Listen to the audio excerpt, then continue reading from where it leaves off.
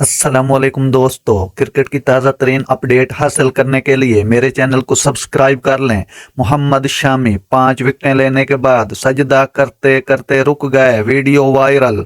World cup में उम्दा bowling का मुजाहरा करते हुए अपने 3 मैचेस में मजमूई तौर पर 14 विकेटें हासिल कर चुके हैं। दाएं हाथ से बॉलिंग करने वाले मोहम्मद शामी ने मुंबई के वानखेड़े स्टेडियम में श्रीलंका के खिलाफ खेले गए मैच में 5 विकेटें हासिल की और अपनी टीम को 302 रन के बड़े मार्जिन से फतह दिलवाई। मैच के दौरान एक मरहला ऐसा भी आया जिसने सबकी तवज्जो अपनी जानिब मबजूल करवा ली।